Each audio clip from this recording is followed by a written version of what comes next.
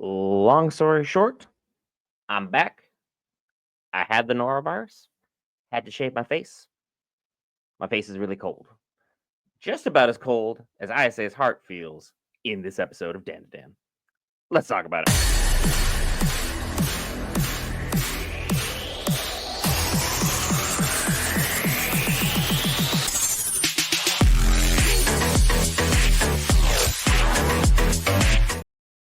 Alright, guys, Brent here back with you. Ferrets cover all things Marvel, DC, Lord of the Rings, anime, gaming, Star Wars, and more. This time, Dan to Dan episode 8. I've got this funny feeling. And this entire funny feeling throughout this episode was that a love triangle is brewing on the horizon. For those of you who are unfamiliar with love triangles, well, just watch an episode of Friends, and there's about 8 of them every other episode because why not? And if you said there wasn't one, you're lying. Everyone knows Joey and Rachel had a thing that should have been more than what it was. But anyway, back to that actual episode content you truly care about. This episode kicked off right where we left off with the last episode, which my goodness was the last episode wholly depressing. I was watching that episode to catch up on this week, and boy, I'm still not entirely over that one. But we picked up with the Guru just kind of having some food. Everyone's having a good time. Momo actually attempts to be mature here. She attempts to clear the air and try and get things worked out with Ira, who I was entirely wrong about as a person. But hey, wouldn't be my first time.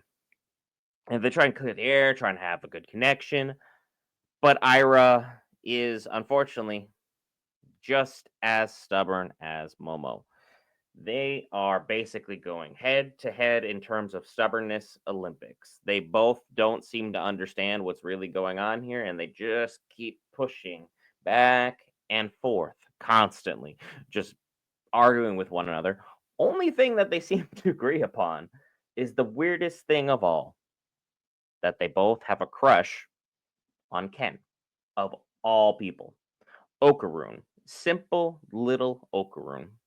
Doesn't lift weights, just focuses on school and aliens, and occasionally saving some lives when he's borrowing Granny's power. But that's it. That's all Okarun has going for him. And at this moment in time, we can count that as infinite Riz. He has infinite aura. He is the one.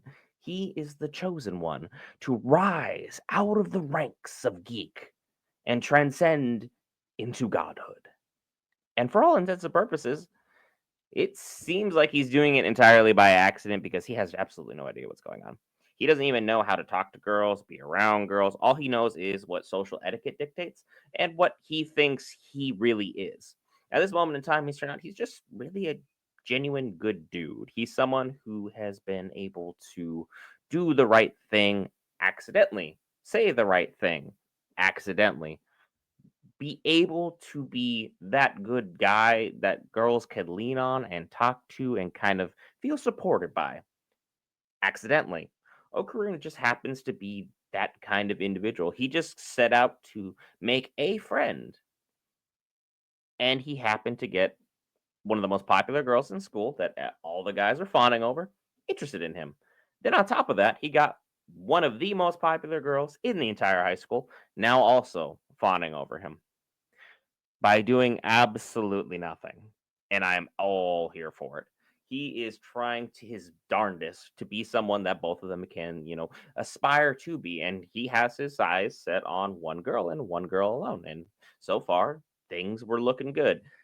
Albeit he did end up lying to her. He lied to her in the sense that he was trying to get buff without her noticing, which, no offense to anyone who works out there, it takes an infinite number of months, even if you have probably demon powers, I would assume, in order to get some level of jacked.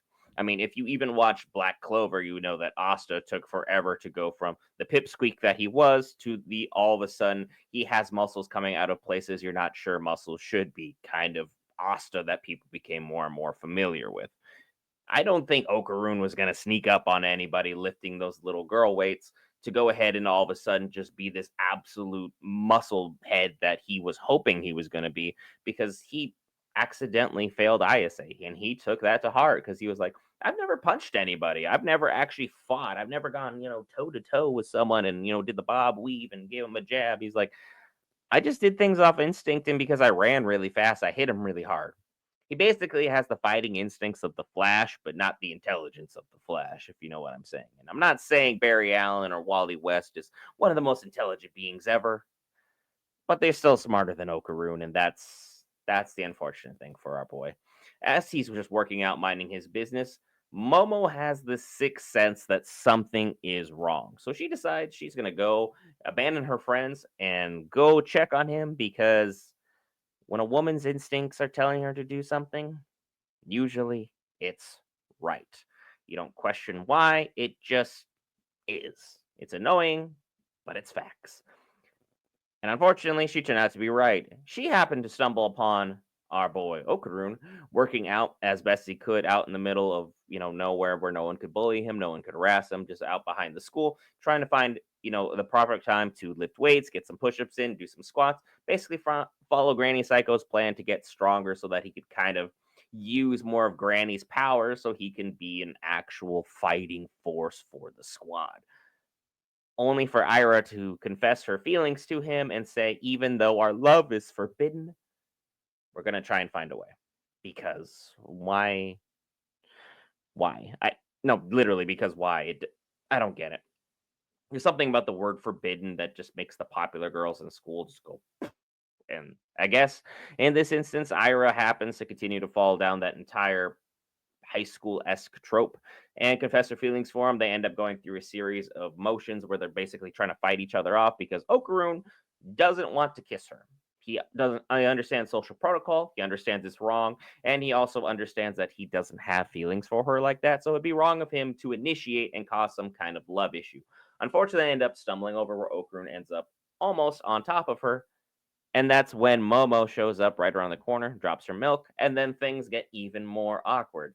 They have what appears to be a fight and a breakup of some variety, only for them to go back to their respective classrooms. Once they're in their respective classrooms and they're sufficiently pouted their way through the situation, the entire school goes black on the windows, and the only people left are Ira, Okarun, and Momo. And it turns out the aliens have not only come back, they brought reinforcements. They brought a dinosaur who shoots laser beams out its freaking mouth, because who doesn't want freaking dinosaurs with freaking laser beams attached to their freaking heads? And if you get that movie reference, you're an OG.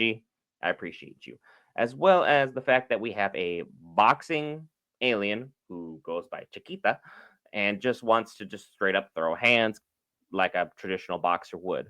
But unfortunately, they came back for Okarun instead of girls. This time, they want him for his now magical banana, as it is enhanced past their understanding because of Granny's power. And even though Okarun is confessing that his banana is below average, and he isn't even respected amongst traditional males without any powers, they aren't convinced and they whip out the giant pair of scissors and they're going to go ahead and remove the banana from Okarun, even though he just got his grape back. So that's kind of a nightmare. But luckily for us, at the very last second, Ira transforms. Yes, Ira. She transforms into the ballet monster that we saw from last episode, who turns out was just a woman whose life was incredibly tragic. So now we have to figure out what in the world to do with that as our magical gang continues to evolve, and now we have to fight off these aliens, this boxer, and a dinosaur who shoots freaking laser beams out its freaking mouth. If that's not enough for you, be sure to go ahead and hit that subscribe button. It's free, greatly helps out the channel. You just listened to me rant for 9 minutes. Clearly, there's something you're interested in listening to me talk about. The button is below or in the bottom right corner of this window. I've been Brent for Geek Variants. I'll see you tomorrow for more Dragon Ball Daima. Have a good one.